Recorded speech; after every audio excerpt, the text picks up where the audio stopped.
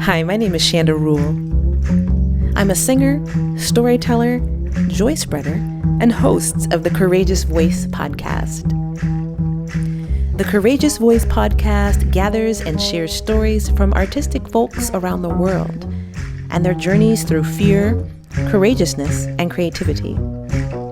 Join us and get inspired with me as we chat about learning to befriend and walk with and past our fears to share our voices courageously with the world.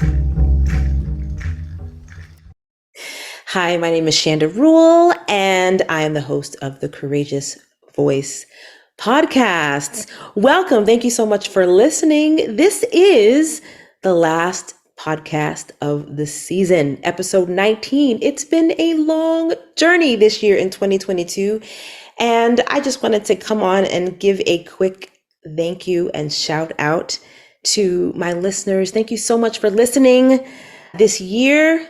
Thank you so much to Connect.Faith, for Debbie Bronkema for having faith in me to do this podcast, and for hooking me up with some fabulous folks that have been helping me along the way, producing and editing, Jess Burchett and Anna Segal. And I'm super excited about this year and about what is in store for next year. If this happens to be your first episode, welcome. What we've been doing this year is interviewing folks on the topic of courageousness. And this has been a topic that has been of interest to me probably all of my life. I consider myself a very scary person. And I know at some point, or for a long time, I thought of courageousness as being people that could just do anything and they weren't afraid of anything. And then I read this really interesting book. Oh my gosh. It was called On Courage.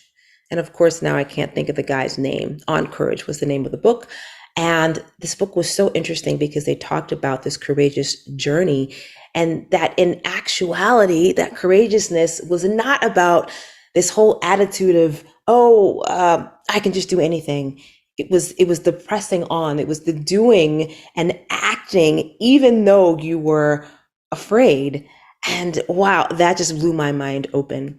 And even so, after this book, I continued to really be curious about courageousness and really longing to be as courageous as I could be. And I came across another podcast that said, if there's really something you want to learn, you should do a podcast about it, because you get to interview folks and you get to learn. And I thought, wow, that would be great. I can learn more about courageousness, and I can also be an inspiration to other folks.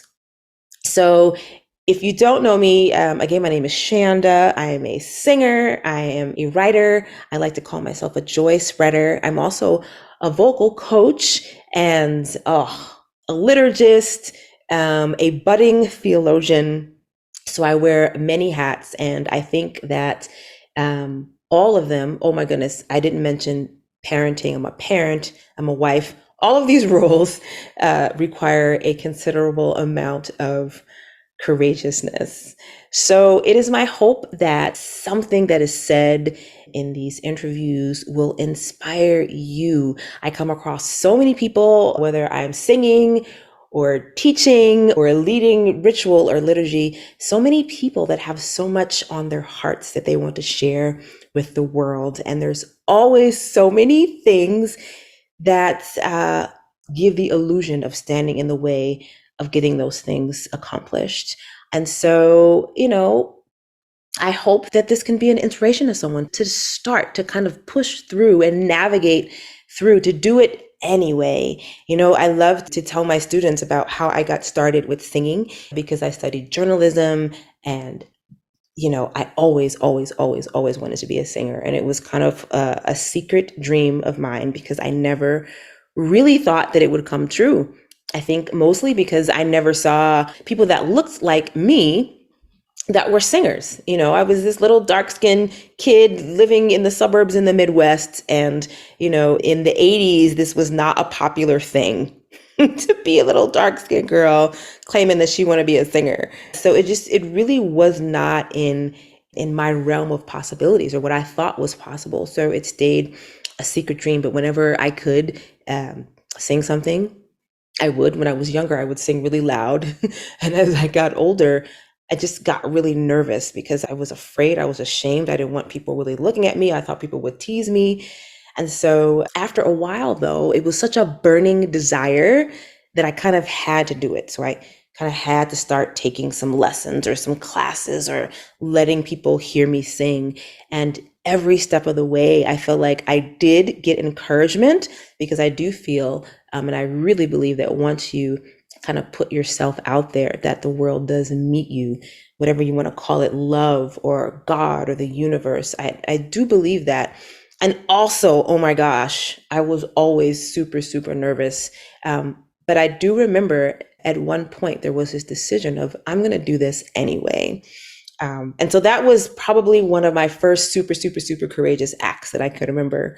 My second, I think, becoming a mom at, I was considered a geriatric pregnancy. I hate this term. I hate this.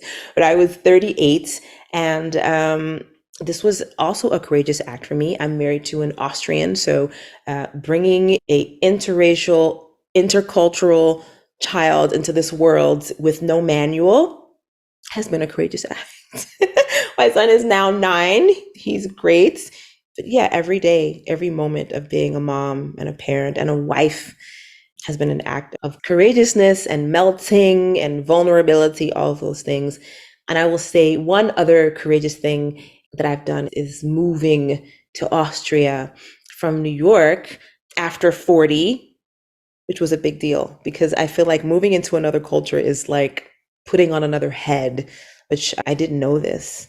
And I think putting on another head after 40 is courageous, to say the least. And it's been a journey, but I've been lucky to find community here in Vienna and to meet beautiful people along the way.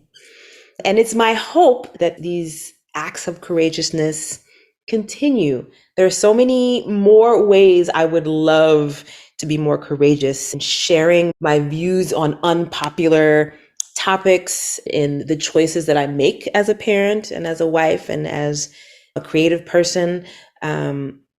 Definitely, there are ways that I would like to be more courageous with that. And I am hoping to bring you along on that journey. So if you have not checked out season 1 of the Courageous Voice podcast, I encourage you to do so. There have been some amazing conversation. I'm getting my life with these interviews. We have talked to visual artists, to writers, to singers, to musicians, to scientists. It has been amazing, amazing. So check out the episodes, then take a break with me for a couple months, and then come back in March 2023 for season 2 of the Courageous Voice podcast. And stay tuned for some more goodies. We're going to have some community workshops next year. I'm super excited about those.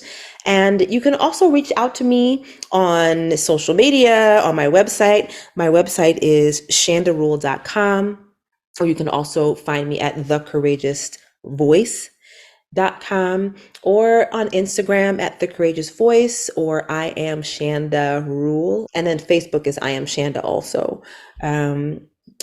So check me out, send me a message. Let me know if there's someone you would like me to interview. Let me know, and I'll do my best to do that. And of course, you can just drop me a line, tell me how you're enjoying the podcast.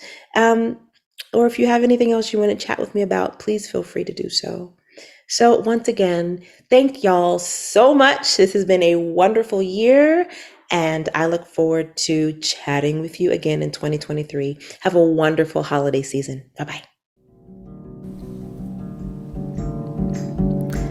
The Courageous Voice podcast is a collaboration between Connect.Faith and me, Chanda Rule. Music is by Ike Sturm and production by Jess Burchett. Thanks for listening.